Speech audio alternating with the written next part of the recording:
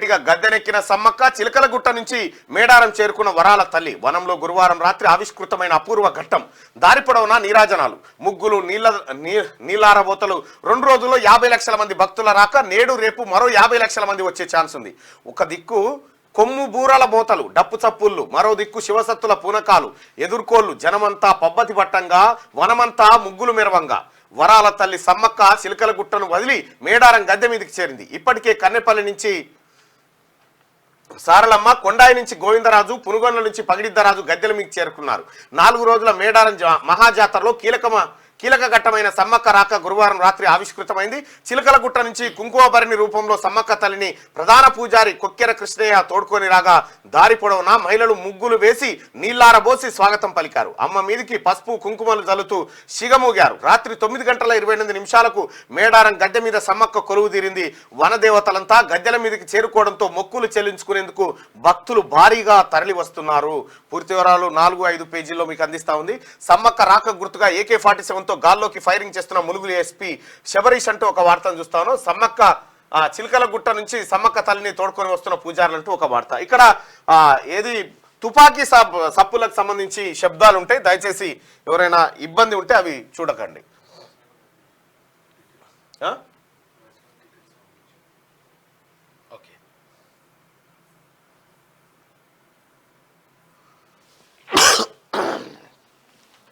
కొద్దిగా AK-47తో కాల్పులు జరిగిన శబ్దాలు ఉంటాయి. ఇవి కొందరిని హర్ట్ చేయొచ్చు. దయచేసి అటువంటి వాళ్ళు ఎవరన్నా ఉంటే ఇది చూడకండి దయచేసి. ఇంకా మేడారం జాతరలో తొక్కిసలాట జరిగింది. దానికి సంబంధించినటువంటి పూర్తి వివరాలు మరి కాసేపట్లో మా రజనీ అందిస్తాడు. రైట్గా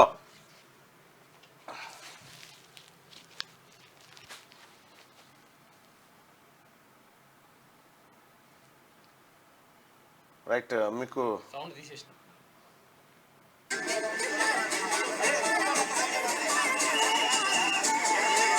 ములుగు ఎస్పీ AK-47తో కాల్పులు జరపడం జరిగింది. సమ్మక్క రాకను ఆహ్వానిస్తూ జరిపేటువంటి కాల్పులు ఆనవాయితీగా జరుగుతూ ఉంది గత కొంతకాలంగా. సో ఇది సమ్మక్క సారక్కకు సంబంధించి. అయితే సమ్మక్క సారక్క జాతరలో తొక్కిసలాట జరిగింది. తొక్కిసలాటకు సంబంధించినటువంటి గలాటాలో పలువురు గాయపడ్డట్టుగా తెలుస్తూ ఉంది. దీనికి సంబంధించినటువంటి మరింత సమాచారాన్ని రజనీని అడిగి తెలుసుకునేటువంటి ప్రయత్నం చేద్దాం.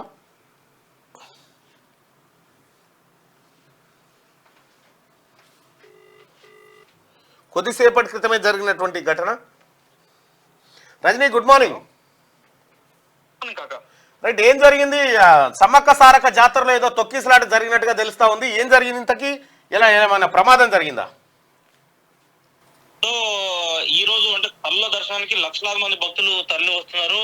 నిన్న రాత్రి సమయంలో సమ్మక్క తల్లిని గద్దెకు తీసుకొచ్చేటువంటి సందర్భం కావచ్చు, లేదా సమ్మక్కకు మొక్కులు సమ్మక్క, సారలమ్మ, పగిడిద్దరాజు, గోవిందరాజులు ఇప్పుడు 4 కూడా గద్దెలపై కొలువై ఉన్నారు కాబట్టి సో వీరందరికీ కూడా మొక్కులు చెల్లించేందుకోసం లక్షలాది మంది భక్తులు మేడారం చేరుకున్నారు.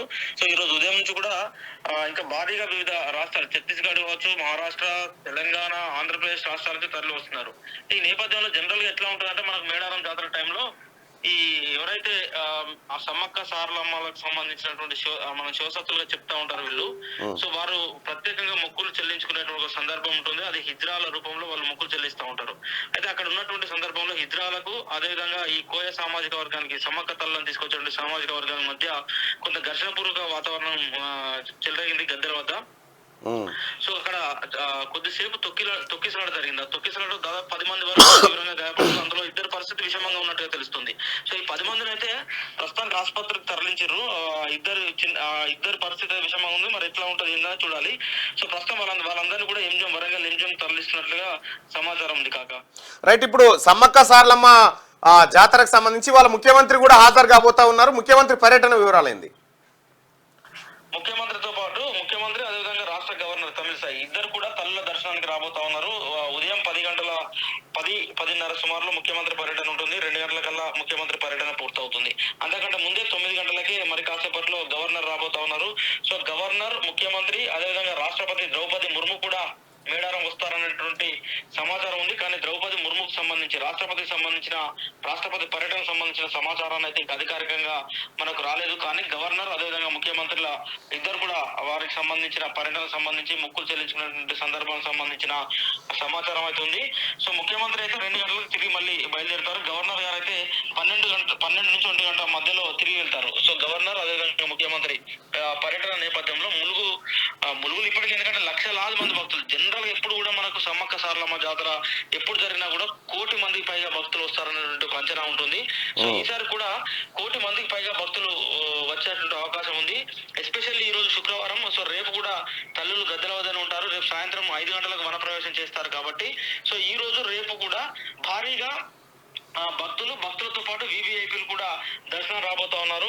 రాష్ట్ర మంత్రులు, ముఖ్యమంత్రి, గవర్నర్, సో వీళ్ళందరి పర్యటన కూడా ఈ రోజే ఉంటుంది. సో దానికి సంబంధించిన ఏర్పాట్లను కూడా అధికారులు పూర్తి చేశారు.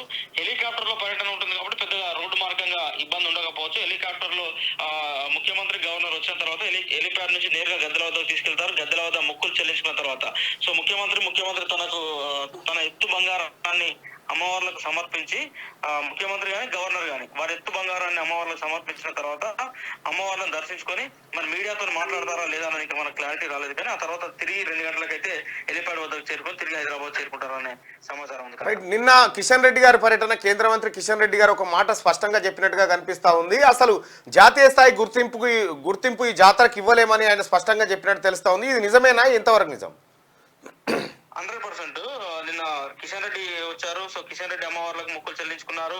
సో ఒక రకంగా కేంద్ర ప్రభుత్వ ప్రతినిధిగా కిషన్ రెడ్డి నిన్న జాతరకు వచ్చి అమ్మవార్లకు మొక్కులు చెల్లించుకున్న అనంతరం మాట్లాడుతూ సో మేడారం జాతరకు సంబంధించి జాతీయ హోదా ఇవ్వకపోవడానికి ఉన్నటువంటి అడ్డంకులను ఆయన ఉదాహరిస్తూ సో జాతీయ హోదా ఇవ్వకపోయినప్పటికీ మేడారం సమ్మక్క సారలమ్మకు సంబంధించి యునెస్కో గుర్తింపు కోసం అయితే ప్రయత్నం చేస్తాం, ఖచ్చితంగా యునెస్కో గుర్తించే విధంగా ప్రయత్నం చేస్తామన్నటువంటి ఒక హామీ ఇచ్చారు. అదేవిధంగా ములుగులో ఏర్పాటు చేయనున్నటువంటి గిరిజన యూనివర్సిటీకి సమ్మక్క సారలమ్మ ట్రైబల్ యూనివర్సిటీగా నామకరణం చేస్తామని కూడా ఆయన హామీ ఇచ్చారు. అయితే దీనికి సంబంధించి అక్కడ ఉన్న స్థానిక మన జర్నలిస్ట్ మిత్రులు కానీ లేదా అక్కడ ఉన్న స్థానిక ప్రజలు కానీ జాతీయ హోదా ఇవ్వాల్సిందిగా విజ్ఞప్తి చేసినప్పుడు సో కేంద్ర ప్రభుత్వం గడిచినటువంటి 10 సంవత్సరాలుగా దేశవ్యాప్తంగా జరుగుతున్నటువంటి ఏ ఒక్క జాతరకు కూడా జాతీయ హోదా ఇవ్వలేదు. సో జాతీయ హోదా ఇచ్చే ఉద్దేశం కేంద్ర ప్రభుత్వానికి లేదు అని చెప్తూ యునెస్కో గుర్తింపు కోసం మాత్రం ప్రయత్నిస్తామని హామీ ఇవ్వడం జరిగింది. కాక థ్యాంక్ యూ రజనీ.